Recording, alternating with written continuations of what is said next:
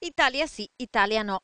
Anche i festeggiamenti dei 150 anni dell'unità della penisola dividono tra fondi promessi ma non ancora approvati e politica malata di cecità storica, a tal punto che nel giorno di apertura delle celebrazioni ufficiali Napolitano ha dovuto chiedere espressamente il rispetto del tricolore. La posizione del Presidente del Consiglio è quella di approvare una legge che attualmente è in discussione in Consiglio, che è quella che prevede le celebrazioni dei 150 anni dell'Unità d'Italia. Lo faremo come Consiglio regionale, stiamo predisponendo anche un programma e ci stiamo attivando appunto per dare esecuzione a quello che è il programma attraverso la legge che sarà, spero, nel prossimo Consiglio approvata. È bene esporre le bandiere d'Italia?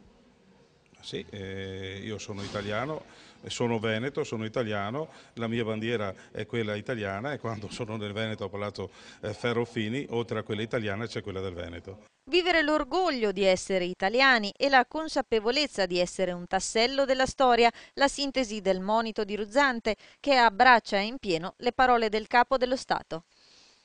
Siamo forse uno dei rari casi dove governatori si ignorano l'inno d'Italia, consiglieri regionali escono dall'aula perché in regione si vuole approvare una legge per le celebrazioni del 150° anno dell'Unità d'Italia. Trovo veramente una cosa ridicola e offensiva nei confronti dei tanti cittadini veneti che hanno sacrificato la loro vita per questa Unità d'Italia. Non mi riferisco solo all'epoca risorgimentale, alla quale peraltro il Veneto ha dato un grandissimo contributo.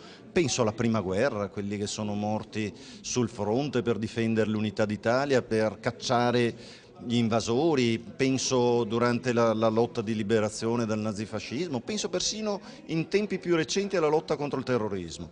Cioè, credo che questo sia la storia d'Italia, non onorare questo significa non onorare il sacrificio di queste persone e non onorare il popolo veneto.